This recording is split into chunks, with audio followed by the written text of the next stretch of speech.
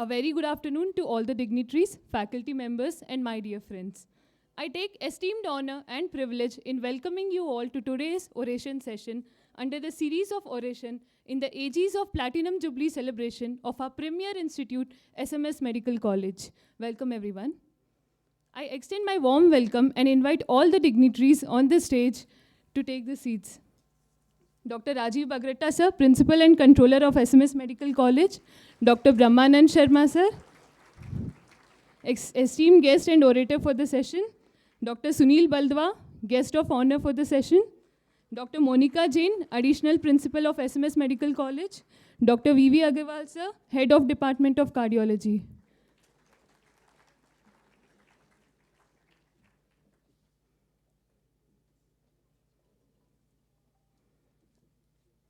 I now request our principal to present floral welcome to Dr. Brahma Nand Sharma, sir, and Dr. Sunil Baldwa, sir.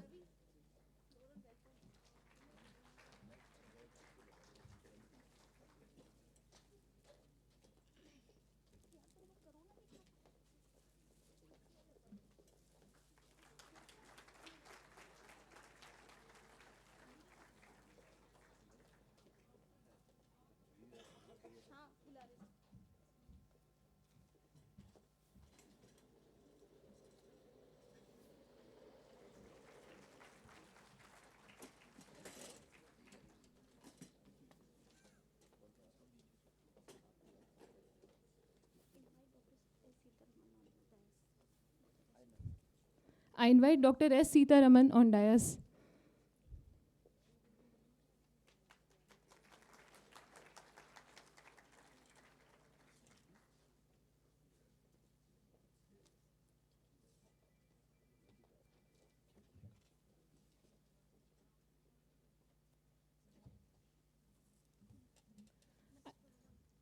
I would now like to request our principal, sir, to give the welcome address.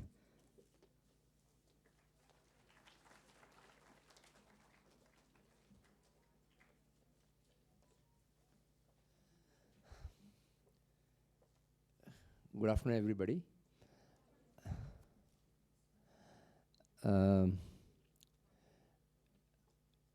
It's indeed a very nostalgic afternoon for me when I'm meeting one of my oldest friends. Way back in 1970s, since then I've been knowing our esteemed orator, Dr. Brahma Nand Sharma. Way back when he was doing his MD medicine year, and when he was disturbed about the nuances of medicine in a medical ward, he used to visit our meager dwellings, which were just behind the medical college, and would not leave before he could have his dinner in those days. And it happened maybe weeks after weeks, months after months. So when today morning, I told my mother that Dr. Brahma Nand is coming for an oration to this hospital, to our college, and what would you like me to say about him? So she just simply said, "Acha ladka hai." So those are the memories, but much beyond that, he was so affectionate to me that when I got into my 9th standard and took science as my stream, because in those days the subjects were decided in 9th standard, unlike today when it is decided in probably 11th. So when I took my science as a stream, there was some numeric, the physics was a great scare for me. And this gentleman, when he was doing his MD, his room was just, I think, opposite the RD hostel, the grounds there. I used to bother him at that time. He took so much pains that he first used to refresh himself with the physics numericals and then teach me. So that is the level of affection he showed me and did hand-holding for me into the physics and into the medical world. Having said that, he has been a great philosopher, a great thinker, and practices medicine, which the way it should be practiced. Today, we are lucky to have him here and to enlighten us on our, enlighten us with his wisdom. words of wisdom. Thank you.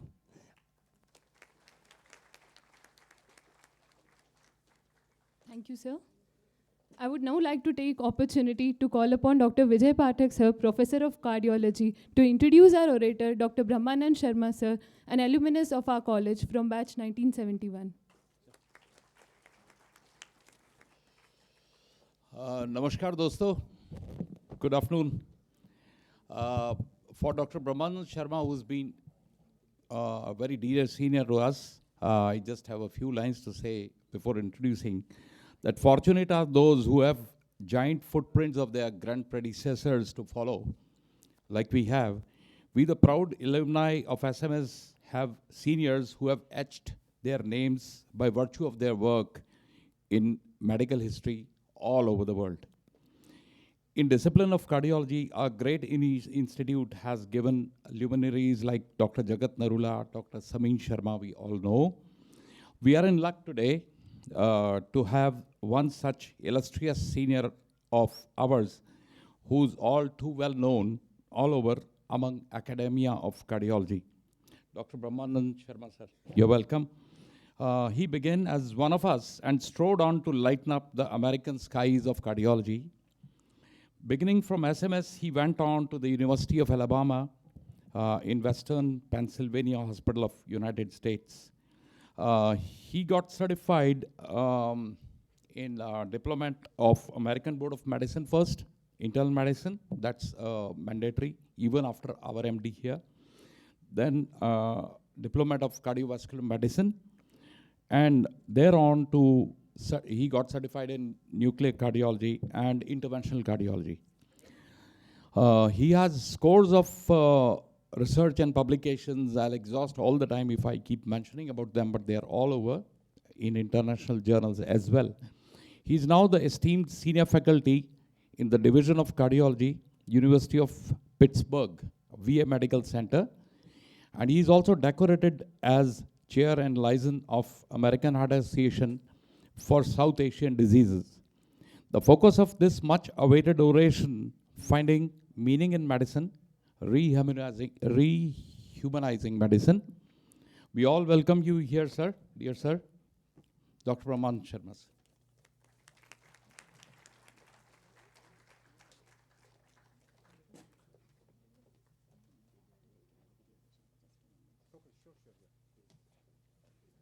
I would now like to invite Dr. Rajiv Bagrata, sir, to speak a few words about Dr. V.K. Jain and felicitate him with a bouquet. Sorry for the interruption. In fact, it's a surprise visit by Dr. V.K. Jain, who has just kindly come here and be part of this oration. I have been knowing him since my days when I joined as a consultant here in SMS Medical College. He's a very popular physician and is known so very well in the Shekhawati belt. In those years when we used to visit for charity camps at Savli near Sikar, we could not come back without having lunch at his place. So he did his MBBS from SMS. He's a great alumnus from this place, and also did his MD from the illustrious Professor S.R. Mehta. Dr. V.K. Jain, sir, please.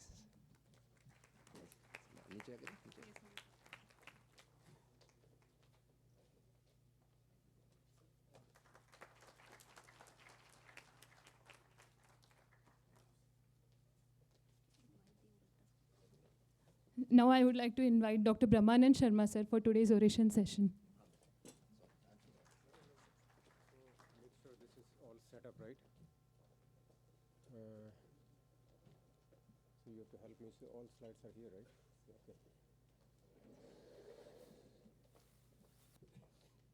Okay. Let's see.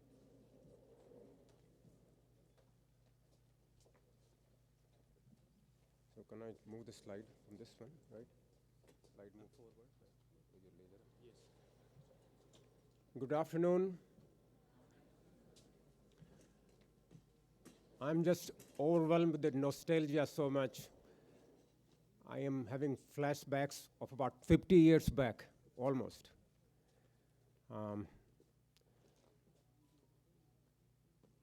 I just wanted to speak about a topic that is not very common, and I thought maybe let's introduce some new ideas, which are not actually new, but going back to the roots of medicine. And my journey of last 50 years, right from this SMS to UPS, University of Pittsburg system, is a sort of journey reflecting those ideas, reflecting those visions, fighting the struggles, and that have made me who I am today. I'm very honored for the kind words that Dr. Bagrata, Rajiv, I have to call him, he's a Rajiv for me. And his father was such a friend, mentor, and guide in those dark times of SMS Medical College. He was our only solace.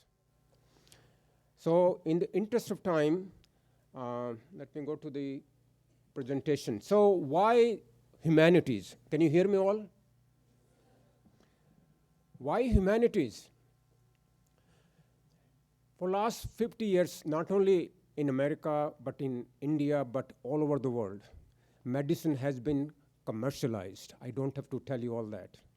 And I'm not saying here, also in the States. Medicine has been even criminalized and dehumanized.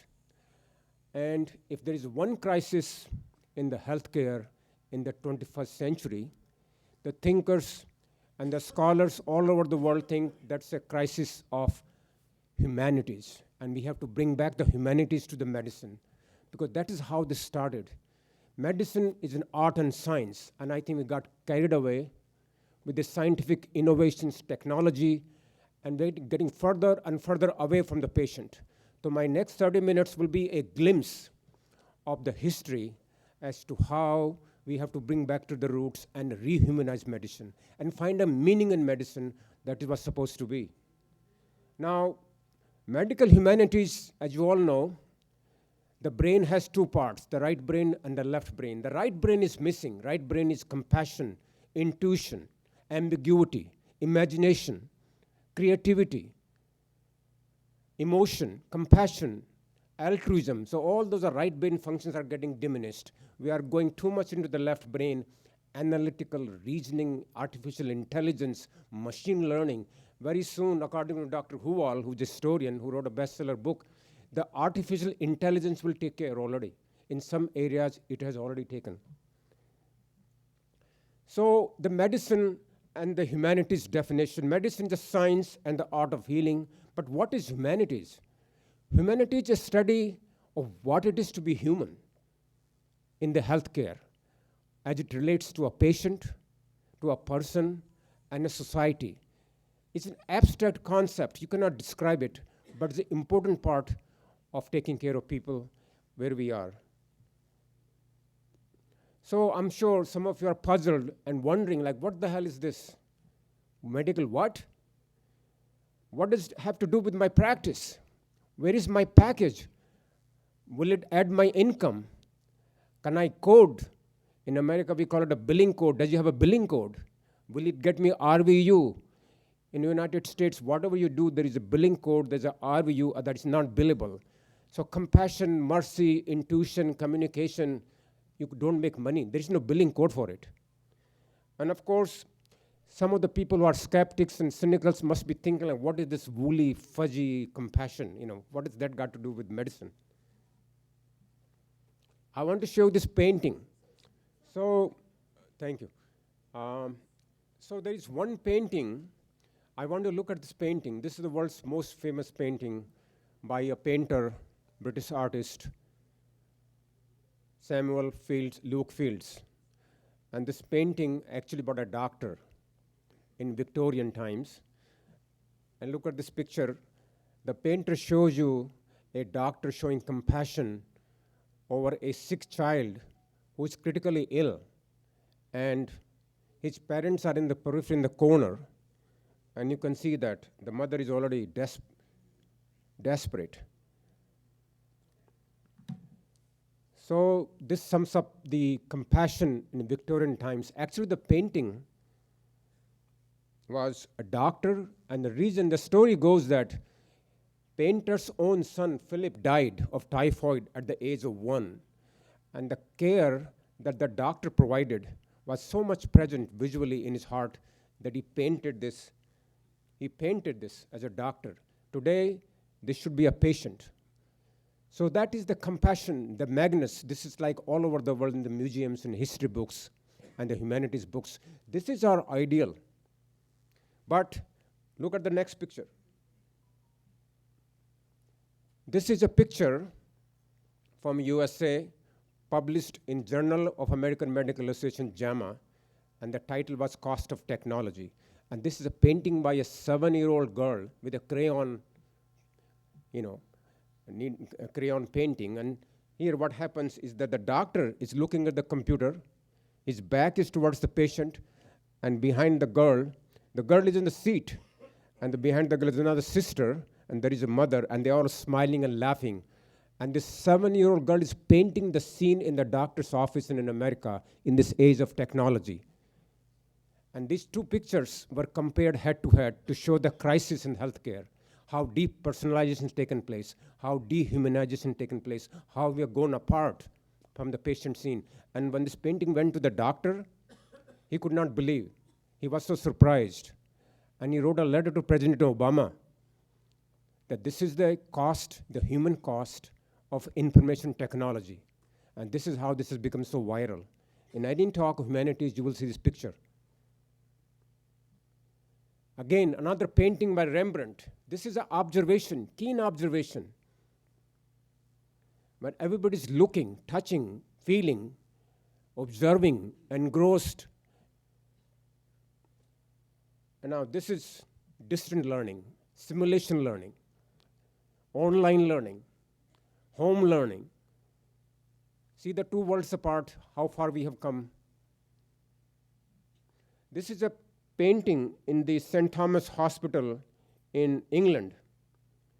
Miserocea non Mercedes, for mercy, not for gain. It looks like a mantra we used to have in India, our original Sanatana Dharma, and now it's like nonsense. Like, what would it mean? Why would I work? What is in for me? But this was the ideal. And this is in India. Everybody, I just came from Vishakhapatnam, and then I went to Pravasi Devas. So many companies for corporate, for tourism, for all this, want to make money in dollars and want to promote and startups. Fine, that's good. But there's another India. Who's going to pay attention to that? Our indices of rural health are still no different, even though we are trying our best, and government is trying its best, but the disparity, the inequities, the gap between the corporate health and the poor in the remote rural area of India is so unsustainable. This is Hippocrates. First, do no harm. That is the founding principle. But in America, the third leading cause of death, you know what? Medical errors. Despite all the computing, information, AI, safety checks, protocols and standard operating procedures, and everything is so customized and computerized. You cannot do anything anywhere in here or in America. You have to check boxes. It's still then the number 3 cause for death is medical errors. Can you believe this? This is the surgeon's painting from the 15th century. He's the father of surgery, Ombre Pare. This is a sign of humility. We have so much arrogance. We think we know everything. Technology and expertise become super specialized. But this is a surgeon. When he wanted to die, he said, on my epitaph, I want this line. I just dressed the wound, and God did the healing. So the Hippocrates oath has to be changed. You know the history of Hippocrates oath. And one of the foremost writers wrote that the Hippocrates oath should be this. This is how we should express. Do not ask me what is wrong, for I may not know. Do not ask me why this happened, because I may not know. Do not ask me what to do, for I may not know, but ask me if I will try to understand, and if I will think of you first, I will stay with you, and I may be able to lift my eyes at last and meet yours and say, yes, yes, and I will. So this is the humility that we used to have, we should have, and we somehow know everything. We claim, yes, I'll fix you, I'll do this for you, I'll take care of you. I know what you have, I know what's the problem, We'll take care if you don't worry, sir. This is the attitude of arrogance that we have, not only in America, but I think all over that's a, how far wrong we are. This is William Osler, the father of medicine, the grand master, the philosopher, the writer, the thinker. They call him the Mahatma Gandhi of the medicine. And he gave a lecture in the University of Pennsylvania, which is close to me. And his lecture was students like you, residents and students, in those times just the students in medical school. And it's called Equiminitas, which means basically equanimity. And he preached two principles. First of all, calmness in any situation in front of a patient. Don't panic, don't freak out, keep your composure, and then show compassion, no matter what the situation is. So 40 years later, he wrote a letter to one of the lady in UK, and she came to United States, and he wrote a letter, Bible, Isaiah, and he said, your son died, I'm sorry, I could not help her. So when he came to John Hopkins, this 40-year-old sister finally met him, and then she said, sir, are you William Osler? He said, yes. Yeah, then she said, the only thing that made me pass through this difficult time during the death was your letter. Can you imagine? We all should write letters to a patient. I do. When somebody dies, I always make sure that I send a letter, and they appreciate that. So what is this compassion, this empathy, and karuna, and these qualities, what they have got to do with us? Well, there's a humanitarian dimension, but there's an economic dimension too. So it's not a fluffy, woolly, hedgy-fedgy thing. There is a science behind it. There's economics behind it, and that's why more and more medical schools in America, Harvard, Stanford, Emory University, they are adopting it part of curriculum. So let's go to the karuna. Karuna is the original word. Of course, in Buddhist philosophy, karuna, compassion, we know about Rahishi, Dadichi, and Draupadi Karuna. So karuna is a part of our culture. Karuna is a part of our heritage, a part of our DNA. We just forgot about it. We need to rediscover it. But speaking about the biology, so karuna is also called agape in Greek, and of course caritas in Latin. But coming to the science, because this is a gathering of scientists, this is the age of empathy. When a one-day-old baby cries, and there's another baby who's a 1-year-old, they all start crying together. You know why? How can a one-day-old can cry? Because they have this mirror neurons. This is a part of the universal language that we don't understand. It's programmed in our brain. And this is a book by Frank DeWaal, and it describes the age of empathy. And this is not only in humans, but animals also. And these are the mirror neurons described by Italian scientists, and they are the cause of empathy. We feel for it. When we see something, when we do something, we also benefit, the person benefits, and the people who are watching, they also benefit. So it's a syncretic response somewhere embedded in our evolution. Now, another misconception about that this is not the age, the people who are fittest, they survive. We all know about Darwin, and everybody thinks it was the survival of the fittest. No, that's not true. A scientist after that book reviewed, actually the conclusion were wrong. It was the survival of the kindest, because the kindness, the camaraderie, that makes our species last and live longer. So the survival of the kindest is the reason that we will survive, not because survival of the fittest. Now, there are many terminologies mixed together. What is a pity? I feel sorry for you. That's not what we want. That's a negative connotation. Pity, no. Sympathy, I feel for you. Okay, that's acceptable socially. Empathy, yes, but there's a problem with the empathy also. The neurobiologists are discovering that empathy is not enough. Empathy actually is a negative emotion. Empathy leads to burnout. Because empathy is just, I feel for you, like I'm in your shoes. But compassion is best. Compassion means I feel for you, and then I want to do something about you. So we have to turn this movement of empathy into compassion. If you don't put it into action, this is just a hollow gesture. You'll burn out. You'll deplete. There's an empathy fatigue, but there's no compassion fatigue. Compassion fatigue is a misnomer. If you have a compassion, if you want to do something, the neuroscience has shown that there is no end. You are like connected with the source, with the flow.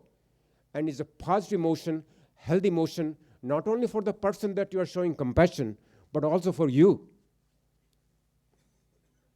So this is the difference between empathy and compassion. So compassion means a positive feeling and good health and a pro-social behavior. That's what we need to cultivate. And it's a part of the universal emotion. It is in us. We need to discover it. It's a skill we can learn, we can retrain. We need to practice this compassion again. And empathy is a distress. So even though the things are used interchangeably, but I just want to make sure that you understand that compassion is what is important, pro-social, positive feeling. The empathy is a burnout, set up for burnout. You just cannot feel bad for somebody unless you do something. The moment you are doing something, the things will change. The center for empathy is a mirror neurons, but the center for compassion is anterior cingulate gyrus. It's a past emotion. There are two different neural networks.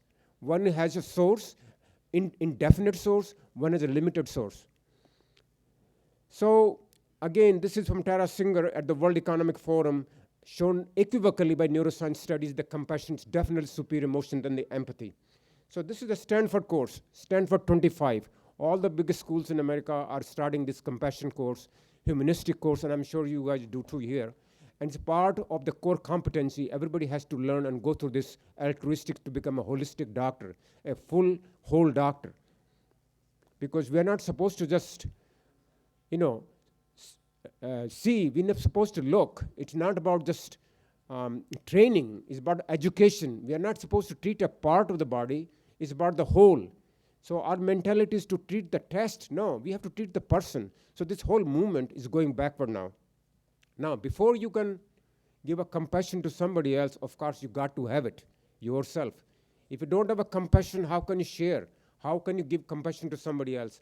So before somebody else, just like in a plane flight, they say you put your bag first before you can rescue somebody else. Just like that, make sure you have your own compassion. And so the new movement about self-compassion. And what is self-compassion? Mindfulness, self-kindness. Be kind to yourself. And also be connected. And of course, when you go there and when you use that, the message nowadays is also the heal thyself. So the compassion for others, but also compassion for you. These are two synergistic, timely movements that are taking over all over the world in physician community, especially for young people, because when young doctors and young physicians take out, they are becoming cynical because their ideals are shattered. They are entering into the world, they cannot compete, they cannot co-opt, and they feel like, where am I? This is not what I thought. They write big essays about changing the world. When they find out, they get changed world. So it's totally disconnected, negative workout. So this is the world preventing burnout and build resilience. I'm sure you also go through the same commotion. This is a hot topic right now in the United States, the physician wellness, physician burnout. And this is one of the common thing now. Also into the quadruple quality, physician wellness is very, very important after the COVID crisis. So this is how they are. And there have been a lot of studies. We don't have time to go through this, but there are many different ways you can treat yourself, build up resilience, build up burnout before you share somebody else. And again, the compassion is a skill. Don't be fooled. Oh, I don't have it. This is not in my nature. I'm not for it. No, it can be trained. And there's a new evidence that the wiring of the brain is not fixed. But remember in medical schools, we were taught that the brain cells are fixed. No, you can rewire your brain. It's called a neuroplasticity. So there is skill you want to turn, you can learn on it. You can gain it. It's like a muscle, building your exercise in gym. So all these skills about compassion, altruism, humility, service, and respect, they can be trained. There is a wiring in the system. And just like anything else, you can be skilled. And there are centers all around America where we can train you in compassion. And it also makes sense because meditation and neuroplasticity, mindfulness is one way you can train compassion. Now, this is another hot topic now. There's a new book called Compassionomics. Now, everybody wants to talk about the dollar and cents and rupees. So does it pay? Does it bill? Does it make money? Yes. If you have a compassion and you have a compassionate environment, what happens? First of all, the outcomes are better. The pain medicines go down. The litigation goes down. The violence goes down. The healing gets better. Recovery is better. Of course, you also get benefit. You're happier. You are healthier, and your epigenetic program is better. You have a less risk of a heart attack. You get a better sleep. So there is a win-win situation all around. So there's a new book by two professors, intensive care unit, and this is the book Compassionomics, and you can read all the data, all the science, all the literature is there. And these people are promoting as the wonder drug for the next century in the healthcare field. Of course, This is one slide. You can read about it. All the benefits are there. It only takes 40 seconds. It only takes 40 seconds to make the difference. So don't give up 40 seconds. The compassion has a 3 component. You need to make sure you have a time, make sure you talk, and make sure you also have time, talk, and listening, all 3. So the new movement is a dash, the doctor as a humanist. And this is why I chose the topic, Re-Humanizing Medicine. And there's a history, brief history. Of course, the Flexion report came that was modified, but now in America, in every residency training, the compassion is a core competency. So in ACGME, you got to have that kind of sense of compassion and altruism. Now, of course, the cynics will say, well, how do you measure? How do we know? How do we know how much compassion? Not everything can be measured, and what is measured doesn't matter. But coming back to the ultimate thing, if you want to be happy, you got to have a meaning in your life, a meaning in your purpose, a meaning in your medicine. Because if you have a meaning, then you are healthier and happier. If you just want to be happy without the meaning, you will die earlier. You will be miserable. So the goal of life is not to be happy. Goal of life is to find a meaning in whatever you do, and you will be happier and healthier. And this is all science-based. This is not my thing. Now, a brief journey of my life. Oh, where is that? Okay. Yeah, this is me.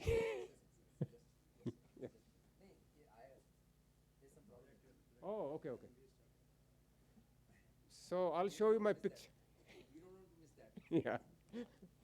I'll show you the picture of mine 50 years ago when I was the general secretary, and Dr. Bragata, Rajiv's father, was my mentor.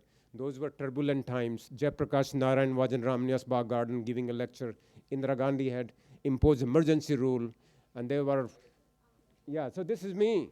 This is my short journey from SMS to Pittsburgh or University of Pittsburgh system. So this is Mahabir. This is Brijesh Sharma, who was murdered, my room partner.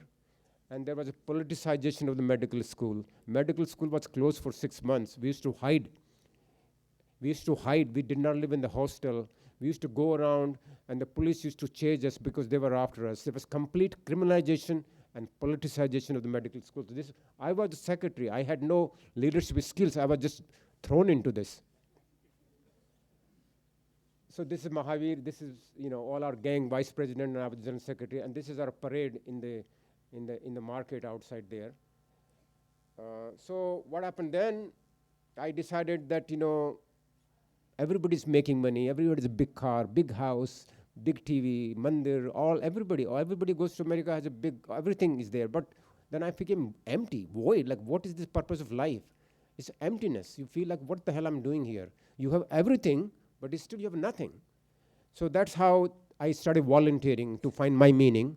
I started joining international groups, and that's where I had my own epiphany, my own calling. I found my own meaning. I went to Haiti before I came here. I go to Africa. I've been to 37 countries, and it's not just to show off or improve my CV or get some money or get a tax deduction. This is for my own growth, for my own soul. I have to do it.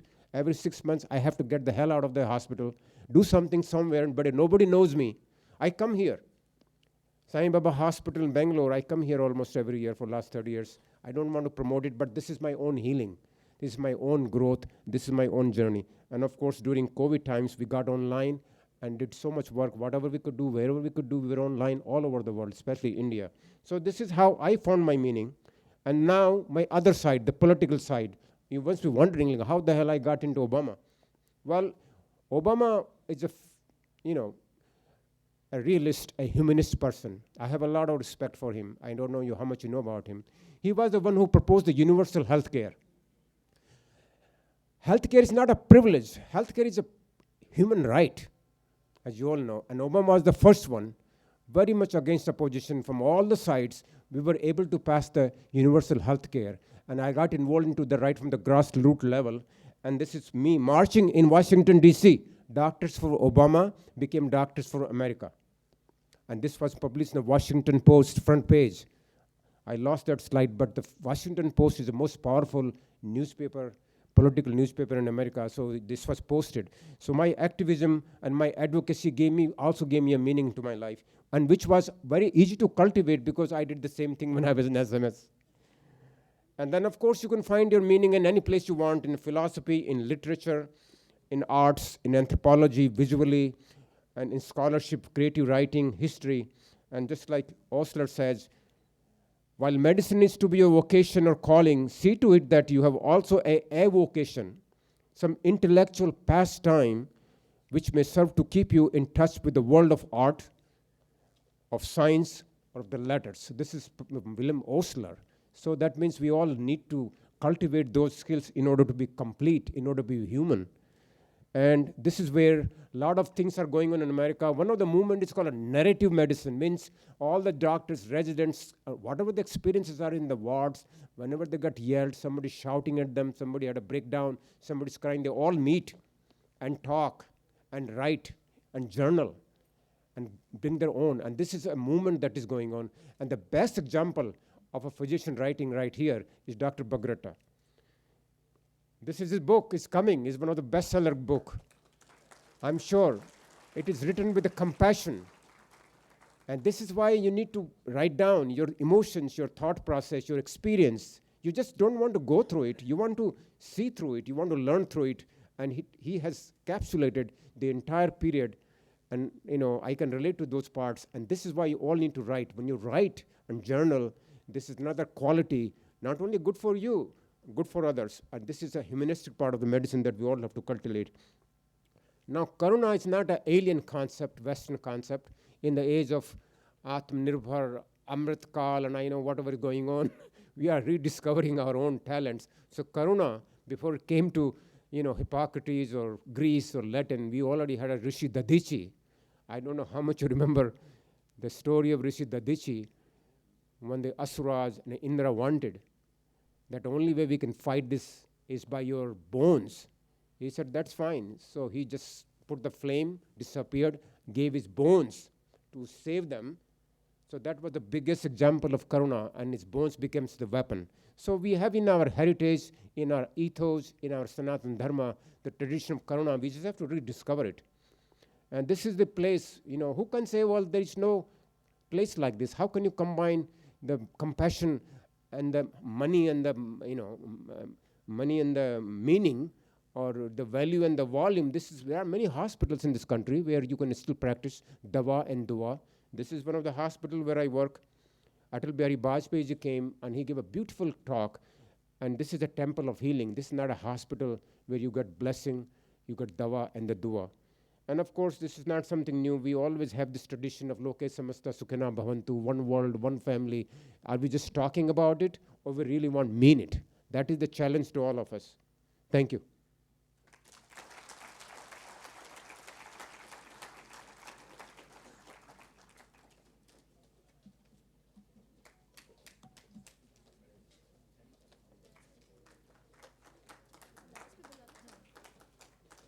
I welcome all the dignitaries back on the dais. Thank you very much, sir, for such precious words and thought-provoking ideas. It will surely rewire our brains, and our neurons, and rethink about our practice of medicine and give a new perspective to our lives. Thank you, sir. I now take immense pleasure in introducing another special alumnus of our college, Dr. Sunil Baldwa, sir.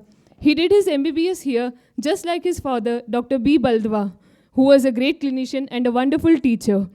Dr. Sunil Baldwa went on to complete his MD and fellowship in cardiology in US and became faculty at the University of Buffalo, where he still works. He started his career at a large Veterans Affairs hospital, where cardiology care was scattered across multiple centers in a 200-kilometer radius. He instituted an innovative hub and spoke model of protocol-based acute cardiac care, which dramatically increased efficiency and cardiac care outcomes. In recognition of this, he was awarded as one of the youngest chiefs of cardiology at a tertiary medical center in US.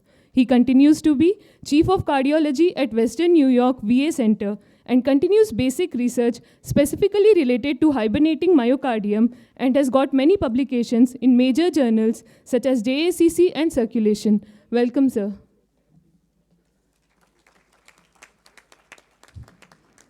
I would now like to request Principal and Controller Dr. Rajiv Bagretta, sir, to felicitate our guest of honor and orator Dr. Brahma Nand Sharma, sir, with a memento.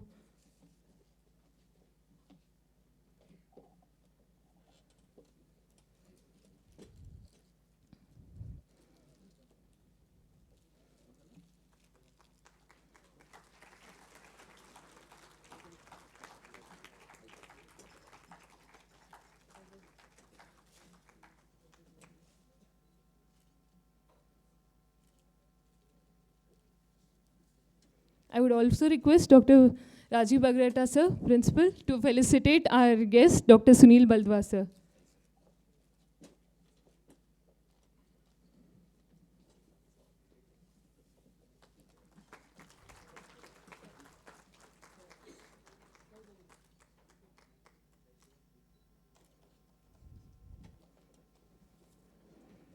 I now call upon Dr. V.V. Agarwal sir, head of the Department of Cardiology, to propose the vote of thanks.